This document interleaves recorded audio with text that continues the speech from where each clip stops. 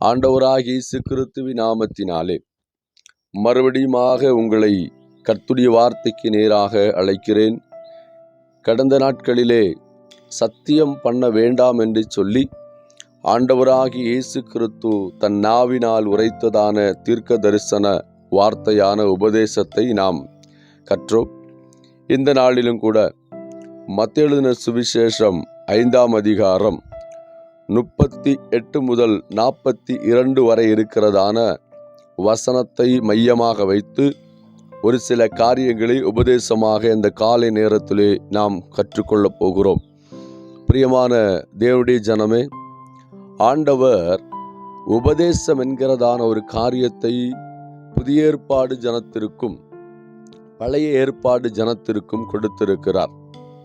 உபதேசம் என்பது ஒரு மனிதன் தேவனுக்கு பிரியமாக வாழ்வதற்காகவும் தேவனுடைய சட்டதிட்டங்களை கைக்கொண்டு இந்த பூமியிலே நடப்பதற்காகவும் தேவனோடு கூட சதா காலமும் வாழ்வதற்கான தகுதியை அவன் இந்த பூமியிலேயே ஏற்படுத்துவதற்காகவும் தேவனுக்கு கீழ்ப்படுகிறானா கீழ்ப்படியவில்லையா என்பதை சோதித்து அறிவதற்காகவும் தேவன் கொடுத்திருக்கிறார்.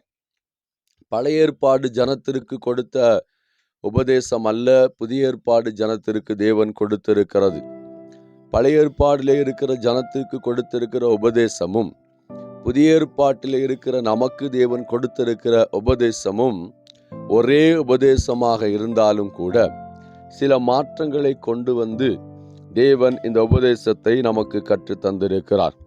கடந்த செய்தியிலே சத்தியம் பண்ண வேண்டாம், சத்தியம் பண்ணக்கூடாது என்கிறதான தலைப்பிலிருந்து கர்த்தருடைய வார்த்தையை உபதேசத்தை நாம் கற்றுக்கொண்டோம். மறுபடியுமாக நாம் இந்த பூமியிலே மனிதனோடு கூட எப்படி வாழ வேண்டும் என்று உபதேசத்தை ஆண்டவர் சொல்லுகிறார். பழைய ஜனத்திற்கு ஆண்டவர் இந்த உபதேசத்தை எப்படி கொடுத்திருக்கிறார் என்று சொன்னால், கண்ணுக்கு கண் பல்லுக்கு பல் என்று உரைக்கப்பட்டிருக்கிறது. இதை பழைய ஏற்பாடு ஜனத்திற்கு ஆண்டவர் கொடுத்ததான ஒரு உபதேசம். ஒருவனை அடித்ததினாலே அவனுடைய கண் போனால் அந்த கண் போனவன் அடித்தவனுடைய கண்ணை பிடுங்கலாம். ஒருவனை அடித்ததினாலே அவனுடைய கை உடைந்து போனால் அந்த கை உடைந்து போனவன் கை உடைத்தவனுடைய கையை உடைக்கலாம். அதாவது எதை செய்கிறானோ அதை திரும்ப அவனுக்கு கொடுக்கலாம். இதுதான் பழைய ஏற்பாடின் உபதேசம். யாத்திராகமம் 21ஆம் அதிகாரம் 23 முதல் 25 வரை இருக்கிற வசனத்தை நான் வாசிக்கிறேன். வேறு சேதம் உண்டானால் ஜீவனுக்கு ஜீவன், கண்ணுக்கு கண், பல்லுக்கு பல், கைக்கு கை, காலுக்கு கால், சூட்டுக்கு சூடு, காயத்துக்கு காயம், தழும்புக்கு தழும்பு என்று பழைய ஏற்பாடிலே பழி வாங்கலாம். ஆனால் புதிய ஏற்பாடிலே தேவன் அதை மாற்றி நமக்கு கொடுத்திருக்கிறார். இங்கே புதிய ஏற்பாடு ஜனத்துக்கு தேவன் கொடுத்திருக்கிறதான உபதேசம் பழைய ஏற்பாடு ஜனத்திற்கு கொடுத்திருக்கிற உபதேசத்திலும் ரொம்ப கடினமான ஒரு உபதேசமாக காணப்படுகிறது. நாம் எவ்வளவு நேரம் ஆராதிக்க சொன்னாலும் ஆராதிப்போம். ஒருவேளை 40 நாட்கள் உபவாசம் இருக்க சொன்னால் உபவாசம் இருப்போம். ஆண்டவருக்காக ஊழியம் செய்ய சொன்னால் ஊழியம் செய்வோம். பணத்தை கொடுக்க சொன்னால் பணத்தை கொடுப்போம். ஆண்டவருக்காக எதையும் செய்ய இப்போது இருக்கிறதான விசுவாசிகள் ஒருவேளை தயாராகலாம். ஆனால் ஆண்டவராகிய தெய்வம் நமக்கு கொடுத்திருக்கிற உபதேசம் என்ன? நாம் நம்முடைய ஜனத்தோடு கூட, நம்முடைய நண்பர்களோடு கூட, நம்முடைய சொந்த பந்தத்தோடு கூட நாம் எப்படி இருக்க வேண்டும்? நாம் எப்படிப்பட்ட குணாதிசயம் உடையவர்களாக இருக்க வேண்டும்? நம்முடைய மனம் எப்படி மாறி இருக்க வேண்டும்? இந்த உபதேசம் ஒரு கடினமான காரியத்தை நம்மிடத்தில் கேட்கிறது. ஒரு லகுவான காரியம் அல்ல. யாரும் விரும்பாத, யாரும் செய்ய முன்வராத ஒரு காரியத்தை தான் இந்த உபதேசம் கேட்கிறது. கொஞ்சம் யோசிச்சு பாருங்க. இதில் இருக்கிற காரியங்களை நாம் கை கொள்ளுவது மிகவும் கடினமாக இருக்கிறது. என்ன காரியம் என்று சொல்லி நான் வாசிக்கிறேன். மத்தேயு எழுதின சுவிசேஷம் 5ஆம் அதிகாரம் 38 முதல் 42 வரை. கண்ணுக்கு கண், பல்லுக்கு பல் என்று உரைக்கப்பட்டதை கேள்விப்பட்டிருக்கிறீர்கள். நான் உங்களுக்கு சொல்லுகிறேன், தீமையோடு எதிர்த்து நிற்க வேண்டாம். ஒருவன் உன்னை வலது கன்னத்தில் அறைந்தால் அவனுக்கு மறு கன்னத்தையும் திருப்பிக் கொடு. உன்னோடு வழக்காடி உன் வஸ்திரத்தை எடுத்துக்கொள்ள வேண்டும் என்று இருக்கிறவனுக்கு உன் அங்கியை விட்டுவிடு. ஒருவன் உன்னை 1 மைல் தூரம் பலவந்தம் பண்ணினால் அவனோடு 2 மைல் தூரம் போ.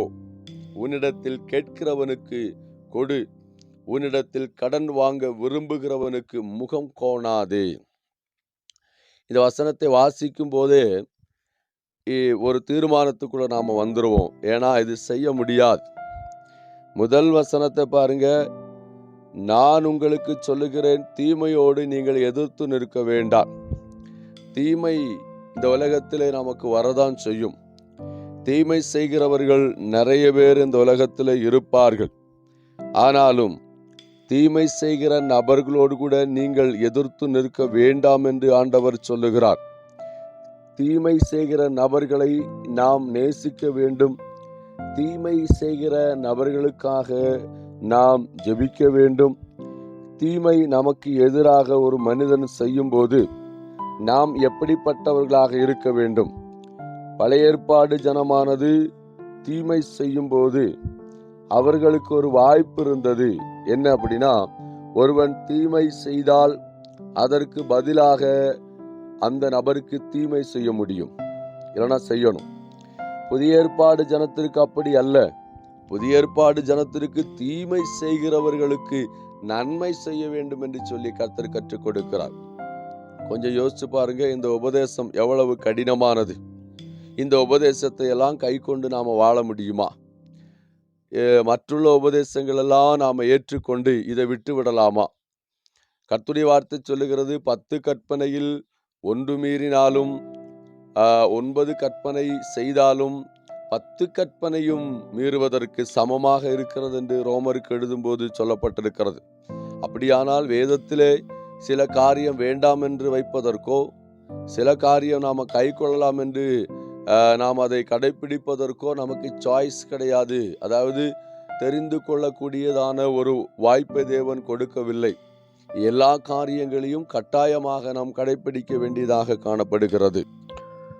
1 கொரிந்தியரின் புஸ்தகம் 6ஆம் அதிகாரத்தை நீங்கள் வாசித்து பாருங்க. அதிலே 6வது வசனம், சகோதரனோடு சகோதரன் வழக்காடுகிறான், அவிவாசிகளுக்கு முன்பாக அப்படி செய்கிறான்.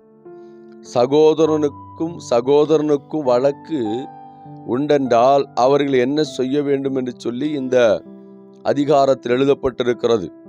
புறஜாதிகள் சண்டை போடுகிறது போல விசுவாசிகளும் பரிசுத்தவான்களும் ஊழியர்களும் ஒருவரோடு ஒருவர் சண்டை போடுகிறார்கள். இது எவ்விதத்திலும் குற்றமாக இருக்கிறது என்று சொல்லி சொல்லப்பட்டிருக்கிறது. 7வது வசனம், நீங்கள் ஒருவரோடு ஒருவர் வழக்காடுகிறது எவ்விதத்திலும் குற்றமாயிருக்கிறது.